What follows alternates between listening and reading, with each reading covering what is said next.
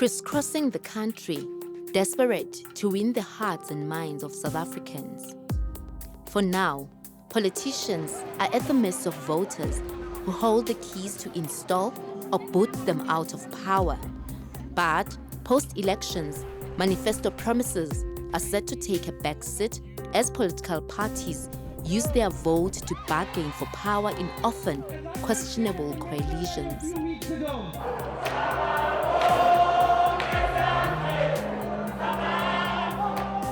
Has the country learned lessons from the recently failed coalition arrangements? The DA had this arrogance of being the government. The DA actually not expecting me to treat the other coalition partners as like kind of junior partners. That was a very unstable, unsavory, and actually perplexing but confusing political turmoil that came from political hell. There's a saying that says, my enemy's enemy must be my friend. That doesn't work in coalition governments. In this episode, we ask, are these arrangements good or bad for democracy?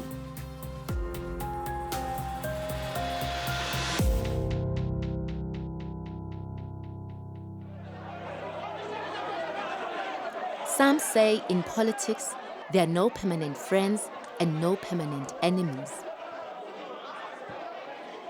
In January 2020, turmoil came to a head at the Tshwane Municipality's Special Council meeting called by opposition parties, the African National Congress and the Economic Freedom Fighters, whose combined votes made the majority votes intended to oust the Speaker and 3 council officials who were deemed sympathetic to the Democratic Alliance.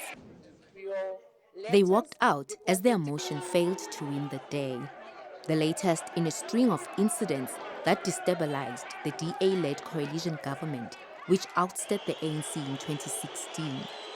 The 2016 polls seemed to pour cold water on the reputation of the governing party, following its many years of governance accused of patronage politics and corruption. I've spent most of the day today looking at many of our projections, and I'm quite glad to announce the fact that here in the city of Tshwane, by all our current projections, certainly we will be the largest party, and therefore I want to congratulate the DA for having successfully beat the ANC. Experience was awful in many ways because it disenfranchised mainly people, the people who voted for us in the past. Remember, the Metro was established in the year 2000. So the ANC had been in power for 16 years. With the winds of change ushering in coalition politics in unlikely places, interestingly this time, the ANC's walkout is with the EFF, formerly a coalition supporter of the DA-led council which switched loyalty and mobilized with the very ANC they fought hard to depose. Doesn't matter which party it was who would have had to remove them from power. So we could not agree at the time during negotiations of who must take over and if we were to go into coalition or not. So we did not go into coalition. We had some arrangement that would mean that the services go on. In its first financial report following the 2016 coalition arrangement, Tshwane achieved only 2 of 13 service delivery and budget improvement targets. In 2019, the city failed to spend 2 billion rand of its budget amid service delivery concerns, including a sustained water crisis in parts of the city. A year earlier, embattled city manager Mjeketsi Musula unsuccessfully tried to defend a 12 billion rand irregular contract with engineering company Glad Africa, a scandal that demonstrated the impact of politics in administration. Throughout this time, the city had at least 3 mayors. Now, remember, every mayor that came, they came with their own plan and their own budgets and ideas and so on. So within a year, there were 2 mayors that were brought with 2 plans that were removed. And when Mokgalapa was removed, there was a 3rd mayor who was acting, not appointed by council, but by the DA. They made shenanigans there. His name was, I think, Mr. Tau, Abel Tau. He was acting mayor for a while. And when he was put there also himself, he came with his own ideas and things. So there were 3 sets of mayors with their 3 sets of plans who were coming on board. Now, you can imagine what kind of instability in 1 year that you bring 3 ideas, 3 budgets, and 3 people. That's deep instability. Now, service delivery was never brought to a halt by issues in council, was brought to a halt by poor administration. One of the leaders of the DA said they were doing experiment with black people, you know that. Now, this was a bad experiment. And the worst experiment that happened was the instability of the cocktail of DA-EFF coalition. At some point, EFF had left them. At some point, they were with them. At some point, they went to court with us, EFF. So there was a cocktail of problems. So that was a very unstable, unsavory, and actually perplexing but confusing political turmoil that came from political hell. And unfortunately, that hell was besieged on us as the residents of Tshwane. Mr. Mzamanga left Tshwane to go and run as our premier candidate. I think that he's entitled to do so. Mr. Mokgalapa, I think his story is well known, and the DA didn't keep him in place where other ANC mayors have been kept in place for not performing and not living up to the values. We took action against Mr. Mokgalapa, and we removed him as the mayor, and we replaced him with Randall. And I think it's very, very obvious that the DA, unlike other parties, holds its people accountable. The Glad Africa was a legacy issue that was left. It wasn't the DA that entered into the Glad Africa contract. I also like to pay special tribute and acknowledge the presence of the EFF leadership, Mr. Shivambo,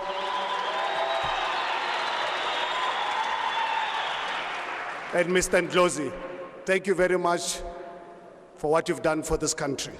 To many, an acceptance speech full of surprises as South Africa's economic hubs, then new DA Mayor Herman Mashaba thanks the left-leaning EFF surprised Bedfellows, considering the DA's liberalism favoring unimpeded free markets and less state intervention. Initially opposed to Mashaba's appointment as mayor, the DA and EFF had found each other, even though the EFF opted not to be part of the coalition, but a mutually beneficial arrangement as a kingmaker with 30 seats. We caught up with Mashaba, who has since left the DA and is now on a campaign trail for his new political party. I think people of South Africa need to know this, that it is actually quite painful for me to have learned through the media that EFF put in a condition to the DA for them to support the DA to take over the city of Johannesburg. One condition was that they must remove me as a mayoral candidate. DA did not have the decency to inform me on time. I'd listened and watched the EFF press conference. When obviously DA negotiated this arrangement with the EFF, it had nothing to do with me. And I didn't care about the EFF not wanting me. But when the EFF eventually accepted me, you remember on the 22nd of August of 2016, at that first council meeting when I was elected, I was actually quite surprised, taken aback by the support that EFF leadership demonstrated to supporting me. As new relationships were forged, policy contradictions were apparent due to ideological differences, but it was the EFF with 30 seats that pushed for the insourcing of workers, blocked Mashaba's attempts to raise tariffs too high, and stopped the city from privatizing refuse collection service Pick It Up, among others, to the irritation of the DA's national leadership, which bemoaned the EFF's alleged leftist influence over the mayor. One of the big complaints we as a party had to deal with all the time was the fact that Herman Mashaba was ignoring the coalition partners and doing deals with the EFF. And the coalition partners would be the last people to find out. The DA caucus would be the last people to find out. So if anyone was arrogant in that coalition, it was Mr. Mashaba himself, who essentially, thinks he's the alpha and omega of every situation. While Mashaba's mayorship earned him positive reports in some quarters over his increase of the municipality's coffers and going after corrupt officials, observers say the arrangement raised questions over the EFF's commitment to the poor due to their alleged silence, as Mashaba was accused of stirring xenophobic tensions and harassing the poor in the city. Allegations also emerged that the EFF was given control over key appointment processes in the city of Johannesburg and patronage over tenders, which both parties have denied. We pushed as the EFF, honestly, without us being in power.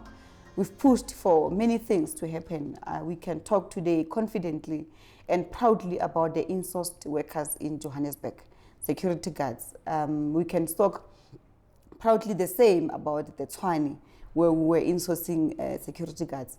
So we had lots of plans that we had for our people in the cities, but obviously with the minimum numbers that we have, we are unable to fulfill all that. The EFF ended its informal partnership with the DA, both in Tshwane and Johannesburg in 2019, after the DA refused to give the party mayoral posts. The only problem with coalitions like that is that you ought to have agreements from the beginning. So our problem is that we are on the extreme left. Majority of the parties are on the extreme right. So we ought to meet each other halfway.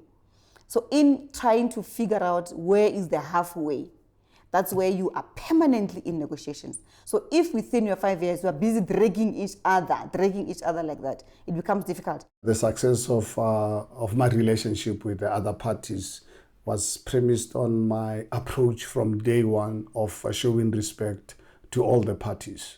And I find it totally very strange, literally from day one, that the DA had this arrogance of being the government. The DA actually not expecting me to treat the other coalition partners as like kind of junior partners. For me, this was totally unacceptable. And more especially wanting to show disrespect to the EFF when we actually needed that 30 votes. So I agree completely that you've got to, in a coalition, you've got to be a bridge builder. You've got to be able to bring people together. But Mr. Mashaba certainly does not have a track record in that regard. And I think he's the last person who should be lecturing people around coalition management.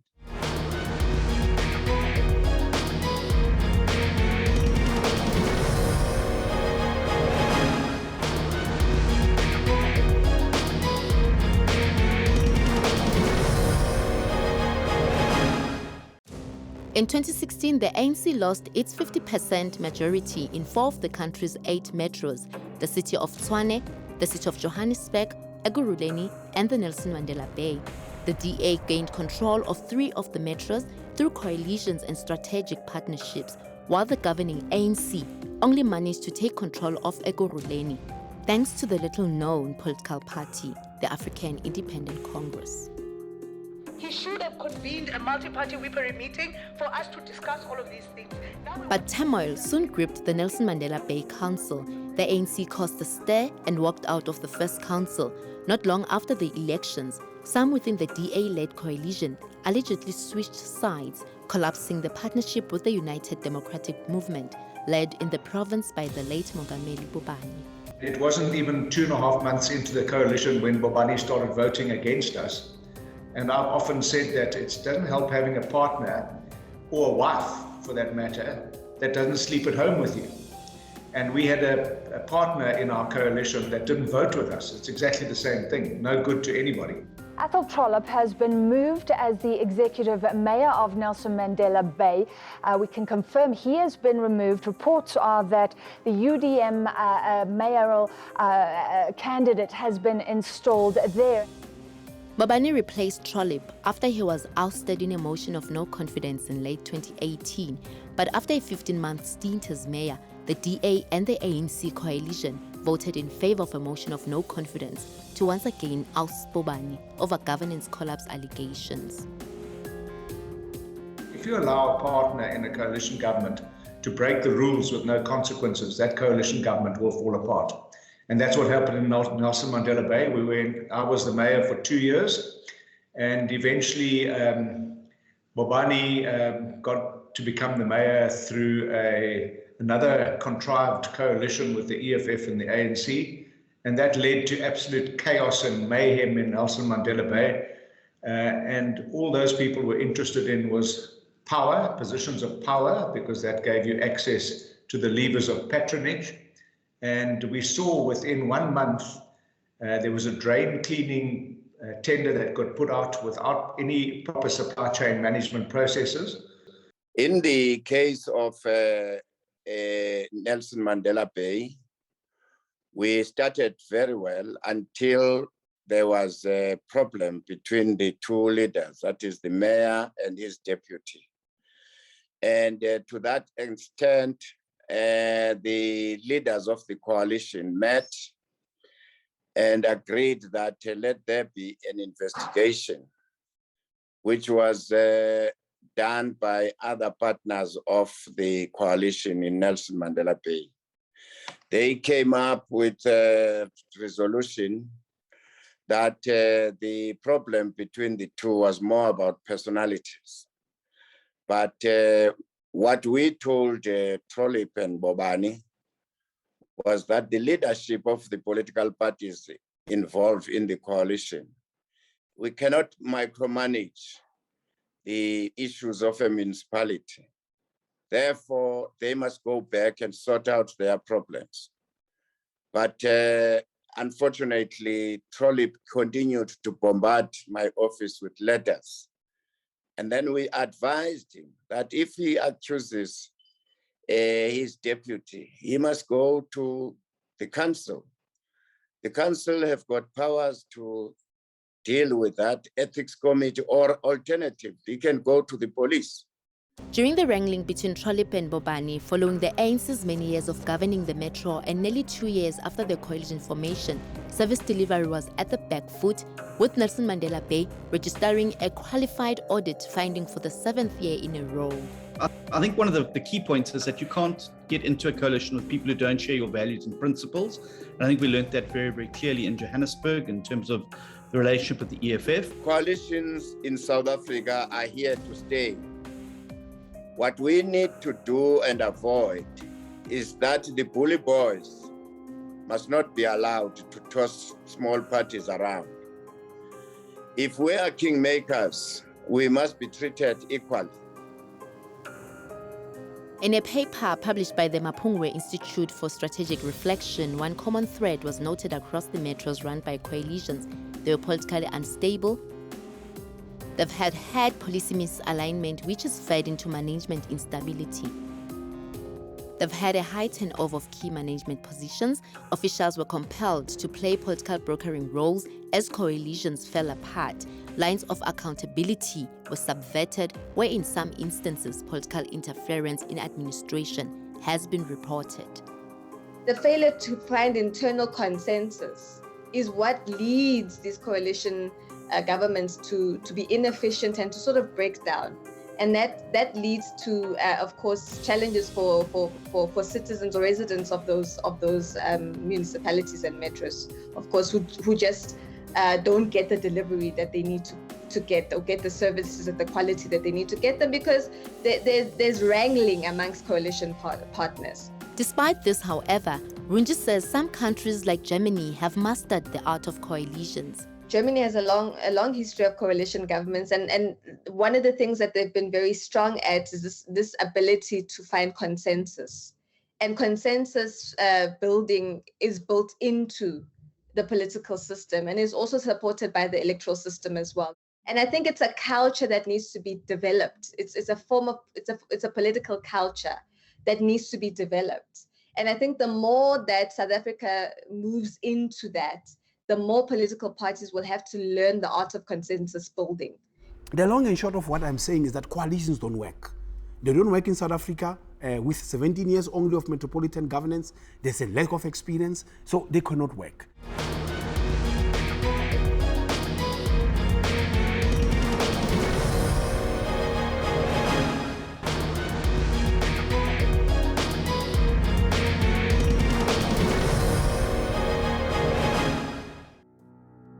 Political coalitions, either through co-governance or service and supply arrangements, have been part of South Africa's local government since the system was introduced in the year 2000. But these became even more prominent in 2016, when a number of metros and some large towns became sites of coalition politics. In the upcoming November 1 elections, expectations are that they will become even more prevalent in light of heightened voter apathy, among others.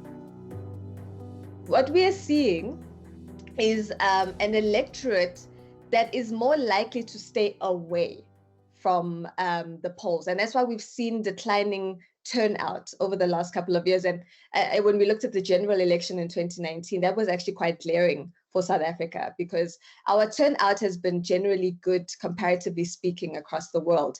Perhaps there are a number of things here, and I don't think it's only a reflection necessarily on the ANC, but it could also be a reflection on a general disillusionment about what the new South Africa was supposed to be, and what it has turned out to be instead. So we have seen that, for instance, inequality has increased. And when we look at the looting of July this year, of July 2021, the looting that took place under the pretext of course, people protesting the arrest of former President Jacob Zuma, we saw something, there was something very important that actually happened in terms of communities actually taking up arms against each other, so to speak. We saw real divisions between communities.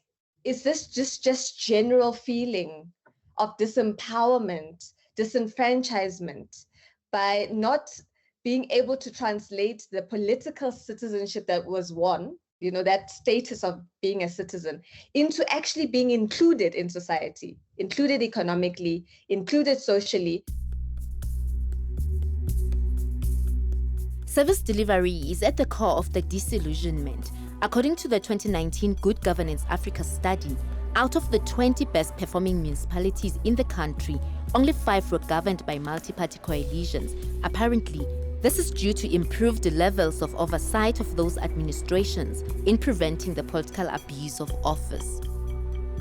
In order to avoid political interference affecting service delivery, the Auditor General suggested, among other things, setting the tone from the top through ethical leadership, good governance and accountability, capacitating and stabilizing the municipal administration, protecting it from political interference, insisting on robust financial and performance management and controls, as well as regular, credible reporting for monitoring and oversight, ensuring consistent, appropriate and swift consequences for transgressions.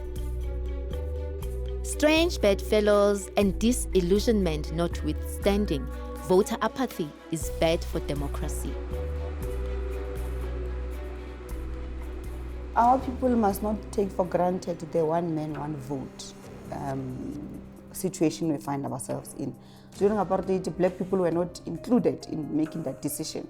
So, and that's why you see, in the main, white people going out in their numbers to go and vote. They will take everybody and everything, from a dog to your girlfriend, to your wife, to your husband, everything, to go and vote, because they understand the significance of one man, one vote.